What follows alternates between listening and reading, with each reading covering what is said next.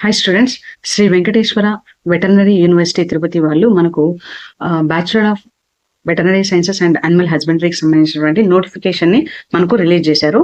So మీరు ఇక్కడ ఈ లింక్ ని క్లిక్ చేసినట్లయితే మీకు ఒక పేజ్ ఓపెన్ అవుతుందండి. సో ఇలా మీకు ఒక పేజ్ అనేది ఓపెన్ అవుతుంది. ఈ పేజ్ లో మీరు ఇక్కడ ఇంపార్టెంట్ డేట్స్ దగ్గర చూసినట్లయితే మనకు ఆన్లైన్ అప్లికేషన్ కమెన్స్మెంట్ అనేది 16th జూలై నుంచి స్టార్ట్ అవుతుంది. లాస్ట్ డేట్ వచ్చేసి మనకు 5th ఆగస్ట్ వరకు ఉందండి. తర్వాత దీంట్లో సర్టిఫికేట్స్ వెరిఫికేషన్ ఉంది. ఫార్మర్స్ కోటా సర్టిఫికేషన్ వెరిఫికేషన్ వచ్చేసి 11th ఆగస్ట్ నుంచి 14th ఆగస్ట్ వరకు ఉంటుంది. అదే క్యాప్ కానీ స్కౌట్ కానీ లేదంటే గైడ్స్ వెరిఫికేషన్ కానీ వీళ్ళంతా కూడా 20th ఆగస్ట్ వరకు ఉంటుంది. NCC and sports games verification వచ్చేసి 21st 8/25 వరకు ఉంటుందండి. పిడబ్ల్యూ క్యాండిడేట్స్ వెరిఫికేషన్ వచ్చేసి 22nd ఆగస్ట్ 25 వరకు ఉంటుంది అనమాట. ఇవి మనకు ఇంపార్టెంట్ డేట్స్. సో ఇప్పుడు మనం అప్లికేషన్ ఎలా ఫిల్ చేయాలో అని చెప్పడానికి ముందు మీకు ఎన్ని సీట్స్ ఉన్నాయి, అడ్మిషన్ రిజిస్ట్రేషన్ ఫీజు ఎంత అనేది చెప్తాను. సో మనకు 4 కాలేజెస్ ఉన్నాయండి. ఈ 4 colleges college of veterinary sciences తిరుపతిలో ఉంది. ఇందులో ఇంటేక్ వచ్చేసి 70 సీట్స్, అందులో 64 సీట్స్ నార్మల్ గా ఉంటాయి. ఎకనామికలీ వీకర్ సెక్షన్ కి 6 సీట్స్ వస్తాయి అన్నమాట. NTR college of veterinary sciences గన్నవరంలో వచ్చేసి అది కూడా intake 64, EWS 6, total 70. College of veterinary sciences Proddatur వచ్చేసి ఇందులో కూడా ఇంటేక్ వచ్చి 64, ఈడబ్ల్యూఎస్ 6, మొత్తం 70 సీట్స్ ఉన్నాయి. కాలేజ్ ఆఫ్ వెటర్నరీ సైన్సెస్ గరివిడిలో మనకు ఇంటేక్ వచ్చేసి 64 ఉన్నాయి, ఈడబ్ల్యూఎస్ వచ్చి 6 ఉన్నాయి, టోటల్ 70 సీట్స్ ఉన్నాయి. అంటే ఓవరాల్ గా మనకు 280 seats veterinary, animal husbandry and వెటర్నరీకి ఉన్నాయన్నమాట.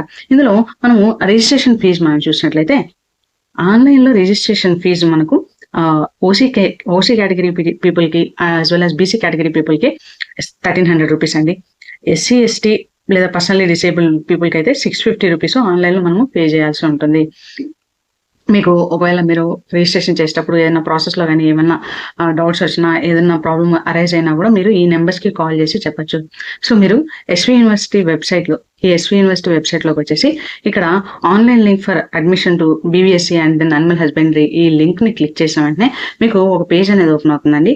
ఈ పేజ్ లో మీరు క్లిక్ హియర్ ఫర్ రిజిస్ట్రేషన్ ఉంది. ఈ లింక్ ని మీరు క్లిక్ చేసిన వెంటనే మీకు ఇంకొక పేజ్ అనేది డిస్ప్లే అవుతుంది అనమాట. చూడండి, మీకు ఇక్కడ ఇమీడియట్ గా ఒక పాపప్ అనేది ఓపెన్ అవుతుంది. అంటే మీరు ఇన్ఫర్మేషన్ బ్రోచర్ అనేది ఓపెన్ చేసి డౌన్లోడ్ చేసుకున్నారా, దాన్ని చదివారా అనేసి ఒక పాపప్ అనేది ఓపెన్ అవుతుంది. మీరు ఎస్ ప్రొసీడ్ అనేసి క్లిక్ చేయండి. ఎస్ ప్రొసీడ్ అని క్లిక్ చేశాక మీకు సో ఇలా ఒక పేజ్ అనేది ఓపెన్ అవుతుందండి. ఈ పేజ్ లో మీరు ఇక్కడ మీ వెబ్సైట్ యొక్క హాల్ టికెట్ నెంబర్ యాడ్ చేయాలి. అక్కడ డేట్ ఆఫ్ బర్త్ అనేది చూస్ చేసుకోవాలి. చూస్ చేసుకుని సబ్మిట్ అనేది ఈ బటన్ ని మీరు ప్రెస్ చేయాలి. మీరు ప్రెస్ చేసిన వెంటనే ఇమీడియట్ గా మీకు ఇక్కడ పర్సనల్ డీటెయిల్స్ అనేది ఓపెన్ అవుతుందండి. ఈ పర్సనల్ డీటెయిల్స్ లో మీకు ఇక్కడ name of the applicant, date of birth, Aadhaar number, ఆ తర్వాత father name, mother name, address, తర్వాత మీ యొక్క సోషల్ స్టేటస్ అవన్నీ ఎంటర్ చేయాలి. అవన్నీ ఎంటర్ చేశాక మీ యొక్క క్యాస్ట్ యొక్క కేటగిరీని ఇక్కడ సెలెక్ట్ చేసుకోవాలి. అంటే మీరు క్యాస్ట్ సర్టిఫికెట్ సచివాలయం నుంచి తీసుకొచ్చారా, మీ సేవ నుంచి తీసుకొచ్చారా అనేది మీరు ఇక్కడ ఎంటర్ చేసి క్యాస్ట్ సర్టిఫికేట్ నెంబర్ అనేది మేము ఇక్కడ ఎంటర్ చేయాలి. వన్స్ క్యాస్ట్ సర్టిఫికేట్ ఎంటర్ చేయాలి. సో ఇక్కడ ఈ ఫైల్ ని మనం పీడిఎఫ్ ఫామ్ లో ఎంటర్ చేసేటప్పుడు దాని యొక్క ఫైల్ యొక్క సైజు చాలా చాలా ఇంపార్టెంట్. సో మనం ఇక్కడ పీడిఎఫ్ ఫైల్ ని మనం ఎంటర్ చేసేటప్పుడు ఫైల్ యొక్క సైజు 1 MB కంటే తక్కువ ఉండాలండి. కానీ ఖచ్చితంగా 5 KB కంటే ఎక్కువ ఉండాలి. అలా ఉంటేనే మనకి ఇక్కడ ఫైల్ అనేది యాక్సెప్ట్ చేస్తుంది. ఒక విషయం అబ్జర్వ్ చేసుకోండి. తర్వాత మనం ఇక్కడ వర్కింగ్ లో ఉండేటువంటి మొబైల్ నెంబర్ ఇవ్వాలి. ఇక్కడ వర్కింగ్ లో ఉండేటువంటి ఈమెయిల్ ఐడి ఇవ్వాలి. ఫర్దర్ గా కమ్యూనికేషన్స్ అంతా కూడా ఈ మొబైల్ నెంబర్ కి, ఈ ఈమెయిల్ ఐడికే మీకు వస్తాయండి. కాబట్టి వర్కింగ్ లో ఉండేటువంటి ఈమెయిల్ ఐడి, వర్కింగ్ లో ఉండేటువంటి మొబైల్ నెంబర్ ఇవ్వండి. చాలా మంది స్టూడెంట్స్ డిఫరెంట్ మొబైల్ నెంబర్ ఇచ్చి తర్వాత ఫర్దర్ గా చాలా ఇబ్బంది పడ్డారు. సో ఒకవేళ స్పెషల్ కేటగిరీస్ లో ఉన్నట్లయితే డిఫరెన్షియల్లీ ఏబుల్డ్ అయితే అప్లికబుల్లా లేదంటే ఆర్థోపెడికలీ డిసేబుల్ అనేది మనం సెలెక్ట్ చేసుకోవాలి, ఏ కేటగిరీకి సంబంధించింది అనేసి. తర్వాత గేమ్స్ అండ్ స్పోర్ట్స్ సర్టిఫికేట్ ఉందా అనేది మీరు ఇక్కడ ఎంటర్ చేయాలి. ఎన్సీసీ అవునా కాదా ఎంటర్ చేయాలి. క్యాప్ సర్టిఫికేట్ ఉందా లేదా ఎంటర్ చేయాలి. తర్వాత స్కౌట్స్ అండ్ గైడ్ అనేది ఇక్కడ ఉందా లేదా అనేసి ఎంటర్ చేయాలి. ఎంటర్ చేశాక మీరు అన్ని కూడా సర్టిఫికేట్స్ అప్లోడ్ చేయాల్సి వస్తుంది. సో మీకు ఏదైతే అప్లికబుల్ అవుతుందో వాటిని మాత్రమే మీరు సెలెక్ట్ చేసుకోండి.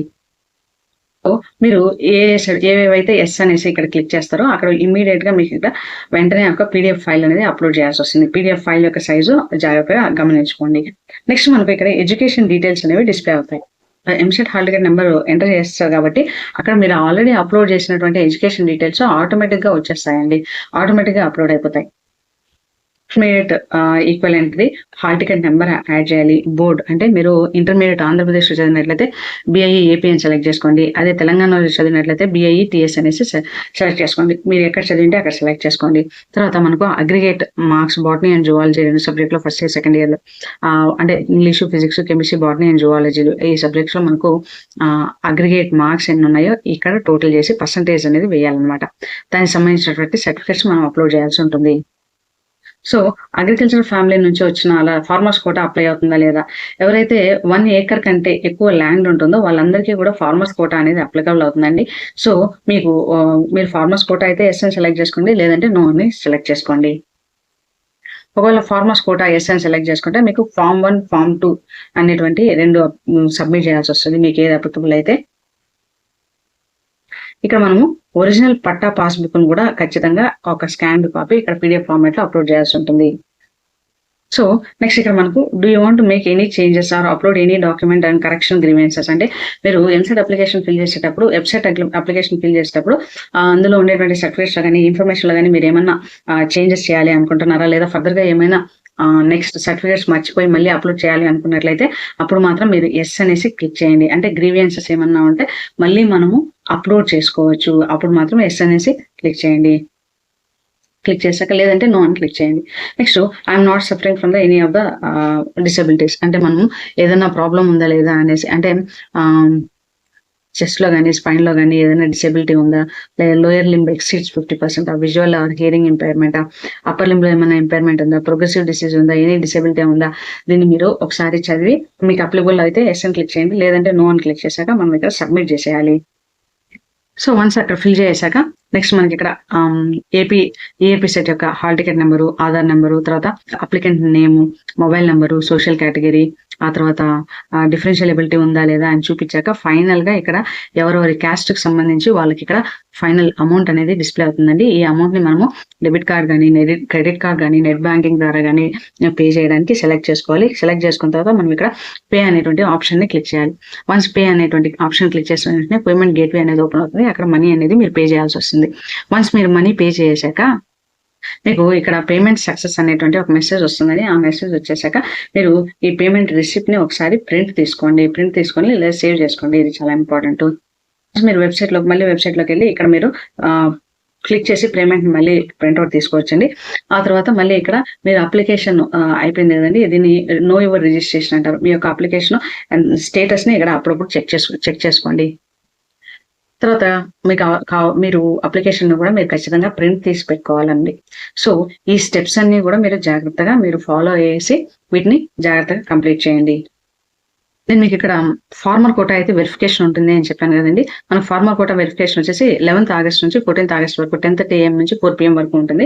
అది ఎక్కడ అంటే కాలేజ్ ఆఫ్ వెటర్నరీ సైన్సెస్ ప్రొద్దుటూరులో ఉంటుంది, NTR college of veterinary sciences గన్నవరంలో ఉంటుంది, కాలేజ్ ఆఫ్ వెటర్నరీ సైన్సెస్ తిరుపతిలో ఉంటుంది, కాలేజ్ ఆఫ్ వెటర్నరీ సైన్సెస్ గర్విడిలో ఉంటుంది. ఇక్కడ ఆఫ్లైన్ లో వెళ్ళి అంటే ఇన్ పర్సన్ వెళ్ళి అక్కడ మనకు డాక్యుమెంట్ వెరిఫికేషన్ అనేది ఫార్మర్స్ కోటా చేస్తారండి. ఇదే వెబ్సైట్ లో మనకు లాస్ట్ ఇయర్ కి సంబంధించినటువంటి కట్ ఆఫ్ ని కూడా రిలీజ్ చేశారండి. ఒకసారి మనం ఆ కట్ ఆఫ్ చూద్దాము. 24-25 సంబంధించినటువంటి కట్ ఆఫ్ ని ఇక్కడ మనకు రిలీజ్ చేశారు. సో ఇందులో మనకు ఫస్ట్ కేటగిరీ వైజ్ గా ఉంటాయి, అంటే క్యాస్ట్ కి సంబంధించినటువంటి కేటగిరీస్ 3 రీజియన్స్ ఉంటాయి. Unreserved region, AU area, SVU area. ప్రతి రీజియన్ లోను జనరల్ కేటగిరీ, జనరల్ పీపుల్ ఉంటారు, ఉమెన్ ఉంటారు. మళ్ళీ ఫార్మర్ కోటా ఉంటుంది, ఫార్మర్ కోటాలో మళ్ళీ జనరల్ ఉమెన్ ఉంటారు అనమాట. సో ఇప్పుడు మనము ఒక ఎగ్జాంపుల్ తీసుకున్నట్లయితే SVU రీజియన్ లో చదివినటువంటి ఫార్మర్ కోటాకు సంబంధించిన ఒక ఉమెన్ BCB కేటగిరీకి చెందిన అమ్మాయికి లాస్ట్ ర్యాంక్ ఎక్కడి వరకు కట్ ఆఫ్ అయింది అని చూసినట్లయితే ఇక్కడ 2569. చూసారా, SVU రీజియన్ కి సంబంధించిన ఫార్మర్ కోటాకు సంబంధించిన ఒక ఉమెన్ BCB కేటగిరీకి సంబంధించింది అయితే ఎంత కట్ ఆఫ్ వస్తుంది అంటే లాస్ట్ కట్ ఆఫ్ 2569 వరకు. అంటే ఆ అమ్మాయికి 2569 కంటే తక్కువ ర్యాంక్ వచ్చింది అంటే వాళ్ళకు వెటర్నరీలో సీట్ అనేది దొరుకుతుంది. అది ఇంకొక ఎగ్జాంపుల్ తీసుకోండి. AU రీజియన్ లో చదివినటువంటి ఒక అబ్బాయి ST క్యాండిడేట్ అయితే, అతను నాన్ ఫార్మర్ అయితే అతనికి ఎంత లోపల వస్తే అతనికి వెటర్నరీ సీట్ అనేది దొరుకుతుంది అంటే మనం ఇక్కడ చూసినట్లయితే 4585. అలాగే ఎకనామికలీ వీకర్ సెక్షన్ సంబంధించినటువంటి SV రీజియన్ సంబంధించినటువంటి ఒక అబ్బాయికి ఎంతలో అంటే నాన్ ఫార్మర్ కేటగిరీకి సంబంధించిన అబ్బాయికి ఎంతలో ర్యాంక్ వస్తే సీట్ వస్తుంది అంటే మనము 2672. అంటే ఫస్ట్ మీరు మీ క్యాస్ట్ చూసుకోవాలి, ఆ తర్వాత రీజియన్ అన్రిజర్వ్ రీజియనా, ఏయూ రీజియనా, ఎస్వియూ రీజియనా అని చూసుకొని అందులో ఫార్మర్ కోటానా నాన్ ఫార్మర్ కోటానా చెక్ చేసుకొని జనరల్ ఉమెన్ అనేసి మీ యొక్క ర్యాంక్ ని వ్యాలిడేట్ చేసుకోవాలి. ఇలా మనకు ర్యాంక్ వైజ్ గా మనకు డిస్ట్రిబ్యూషన్ అనేది జరిగిందనమాట. సో అదేవిధంగా స్పెషల్ కేటగిరీకి సంబంధించినటువంటి ర్యాంక్స్ కూడా ఇచ్చారండి. మనకు ఏయూ రీజియన్ లో special PWD men OC candidate అయితే వాళ్ళకి లాస్ట్ ర్యాంక్ 25,803 వరకు వెళ్ళింది. అదే ఎస్వియూ రీజియన్ లో ఓసీ పర్సన్ జనరల్ కేటగిరీలో ఉన్నట్లయితే వాళ్ళకు జనరల్ పర్సన్ అంటే మెన్ అయినట్లయితే వాళ్ళకి 54,173 వరకు లాస్ట్ ఇయర్ కట్ ఆఫ్ వెళ్ళడం అనేది జరిగింది. ఎన్సీసీ క్యాండిడేట్ అయితే అతనికి 11,516 వరకు వెటర్నరీ సీట్ రావడం అనేది జరిగిందండి. అదేవిధంగా స్కౌట్స్ అండ్ గైడ్స్, స్పోర్ట్స్, ఇలా ప్రతి ఒక్క దాంట్లోనూ ఈ రిజర్వేషన్ ప్రకారం మీరు ఇక్కడ చెక్ చేసుకోవచ్చు. So okay, I wish you all the success. మీ ఏమైనా డౌట్స్ ఉంటే మీరు కింద కమెంట్ రూమ్ లో తెలియజేయండి. I wish you all. Subscribe to my YouTube channel. Thank you.